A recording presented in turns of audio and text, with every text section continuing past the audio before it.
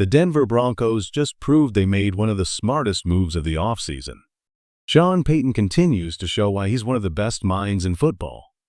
Across the NFL, we're seeing his decisions already paying massive dividends. As the Broncos push toward finalizing their 53-man roster, every move feels like it's building toward something bigger. We've seen bold trade talks heat up before the cut-down deadline, and the strategy behind these choices is becoming crystal clear. In their latest preseason action, the Broncos went straight from the starting offense to the third-string unit, skipping over Jarrett Stidham and putting Sam Ehlinger on display. Some suggested this was about protecting rookie quarterback Bo Nix's confidence. But that couldn't be further from the truth. Sean Payton has completely reshaped this offense around the strengths of Bo Nix, creating a zone-run system designed to put him in position to succeed. The real reason for showcasing Sam Ehlinger? To highlight his value before roster cuts, much like the Philadelphia Eagles did when they flipped a quarterback into a draft pick with Minnesota. Payton knows the business side of football, and every move is about creating leverage for the Broncos' future. Sean Payton's decision to showcase Sam Ehlinger wasn't just about preseason snaps, it was a calculated move to raise his trade value before roster cuts. That's the brilliance of Payton, always thinking 2 steps ahead, always finding ways to get something out of nothing.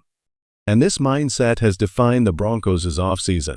From the top down, this organization is radiating a culture that feels different from anywhere else in the league. While other teams deal with players publicly calling out ownership or checking out mentally, Denver is setting the standard for accountability and professionalism. Look at the contrast. Across the NFL, we've seen stars like Micah Parsons visibly disengaged in the preseason, napping on the sideline, refusing to suit up, sending messages to ownership. Meanwhile, Courtland Sutton has handled his own uncertain situation with absolute class. Nick Bonito, facing the same circumstances as Parsons, has responded by dominating on the field.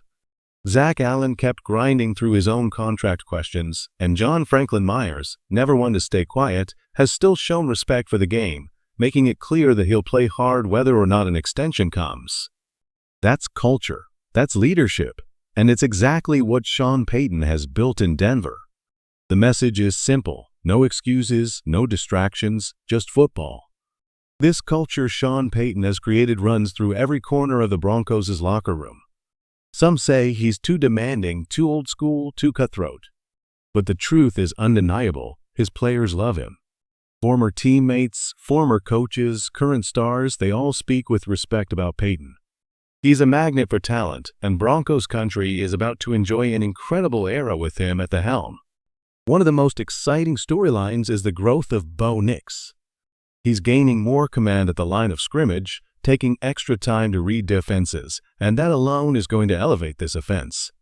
But what makes him even more dangerous is his sneaky athleticism.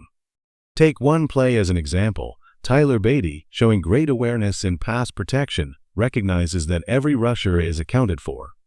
Instead of just standing still, he releases into the open field to give his quarterback an outlet. At the same time, Bo Nix feels the pocket collapsing, slips out of a would-be sack, keeps his eyes downfield, and climbs the pocket like a veteran. The result? A first down that never should have happened. That's what makes Nix special. Young quarterbacks in that exact spot often panic, tuck the ball, and take the sack. Nix does the opposite. He stays calm, stays poised, and creates a play out of nothing. It's the kind of skill that doesn't fade, and it's why his future in Denver feels so bright. Bo Nix is showing the kind of growth every young quarterback needs. Instead of bailing out of the pocket in panic, he climbs forward with confidence, exactly what Sean Payton loves to see. That trait alone is going to be a cornerstone of Denver's offense this season. But after the game, one storyline caught attention. Running back Tyler Beatty declined to speak with the media. Maybe it was nothing, but it raised questions. Despite getting meaningful reps early with the starters, he was still out there late in the game with players who clearly won't make the roster. For a player who believes he's earned the RB3 spot, that can feel like a message. Frustration or not, Beatty has shown flashes of being a difference maker. And while his situation remains worth watching, the bigger takeaway from Sean Payton's post-game press conference was the excitement surrounding other playmakers. Payton praised J.K. Dobbins, Dre Greenlaw, and Jaleel McLaughlin, players who have all but cemented their spots as impact contributors on this roster. The message was clear. The Broncos are loaded with depth, competition is fierce, and nobody's role is guaranteed. Payton wants fighters, not passengers, and it shows. Sean Payton made it clear, veterans like Dre Greenlaw and J.K. Dobbins don't need to prove anything in preseason. Coming off injuries, they're being kept in bubble wrap until the real battles begin. And as for Jaleel McLaughlin, his story speaks for itself. Missing a preseason game to be there for the birth of his child didn't hurt his standing one bit. It only confirmed what we already knew. He's a lock to make this roster. That's the type of security players feel under Sean Payton. He's demanding, but he's also a player's coach, and his locker room knows it. Still, not everything was perfect. The run game struggled against New Orleans, and some fans were quick to panic, already questioning whether rookie R.J. Harvey was amiss. But let's slow down. The Saints sold out to stop the run, stacking the box and daring Denver to throw. That strategy opened the door for Courtland Sutton, who torched them for 83 yards on just a handful of catches. And then there was Bo Nix. If he had played all 4 quarters, his pace would have put him near 400 passing yards. That's the kind of statement performance that forces defenses to respect Denver's passing attack. Teams can try to shut down the run, but if Nix keeps playing like this, they won't be able to stack the line for long. There's no reason to panic about the run game. The Saints sold out to stop it. That was clearly their entire game plan. And when a defense stacks the box like that, it opens the door for big plays through the air. Bo Nix took full advantage, carving them up with his arm and showing why this offense is far more balanced than people realize. The real story of this preseason isn't about one position group, it's about depth. For the first time in years, the Broncos look loaded from top to bottom. They went undefeated in the preseason, and more importantly, they showed just how many players on this roster are capable of contributing. It's a complete turnaround from the teams we've seen over the last decade. As Mike Kliss pointed out, cutting this roster down to 53 is going to be brutal, not because of a lack of talent, but because there are more quality players than spots available.